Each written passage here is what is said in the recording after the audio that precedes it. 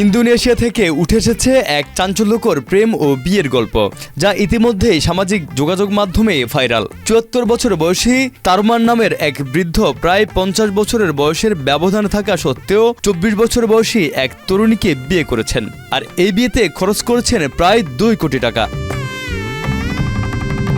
বিয়ের আগে কনের পরিবারের একাংশ এই সম্পর্কের বিরোধিতা করলেও শেষ পর্যন্ত তরুণী তারমানের প্রস্তাবে সম্মতি দেন।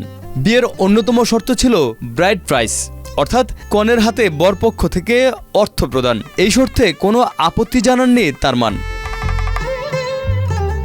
বিয়ের দিন জমকালো আয়োজনের মধ্য দিয়েই কনের হাতে ব্রাইড প্রাইস হিসেবে প্রায় ১,৬০,০০,০০০ ভারতীয় টাকার সমপরিমাণ একটি চেক তুলে দেন তিনি, যা চুক্তিবদ্ধ অর্থের চেয়েও বেশি ছিল। পাশাপাশি বিয়ের যাবতীয় সব আয়োজন ও আনুষ্ঠানিকতার সব খরচও বহন করেন তারমান, যার পরিমাণ কয়েক কোটি টাকারও কাছাকাছি। তবে বিয়ের আনন্দ বেশিক্ষণ স্থায়ী হয়নি। বিয়ের পর নবদম্পতি একটি বাইকে চড়ে কনের বাড়ি থেকে চলে গেলে বিতর্ক শুরু হয়।